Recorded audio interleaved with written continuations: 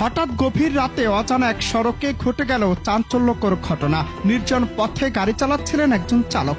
সবকিছু স্বাভাবিকভাবেই চলছিল, কিন্তু হঠাৎ করে গাড়ির সামনে জোরে ধাক্কা দেয় একটি পাখি।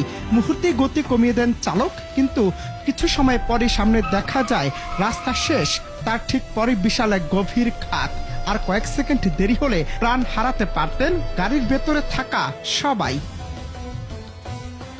অবিশ্বাস্য এই ঘটনাটি দেখে অনেকে বলছেন এটি কোনো কাকতালীয় বিষয় নয়, বরং আল্লাহর পক্ষ থেকে এক অলৌকিক সাহায্য। মানুষের জীবন মৃত্যুর হিসাব যে একমাত্র তার হাতে, এই ঘটনাটি যেন তারই প্রমাণ। শুধুমাত্র গাড়ির গতি কমে যাওয়াতেই তারা নিশ্চিত মৃত্যুর হাত থেকে রক্ষা পেয়েছেন। সামাজিক যোগাযোগ মাধ্যমে ভিডিওটি ছড়িয়ে পড়তেই আলোচনার ঝড় উঠেছে। অনেকেই একে দিব্য হস্তক্ষেপ বলে মন্তব্য করেছেন। কেউ লিখেছেন পাখিটি পাখি নয়, এটি ছিল এক অদৃশ্য সহায়তা।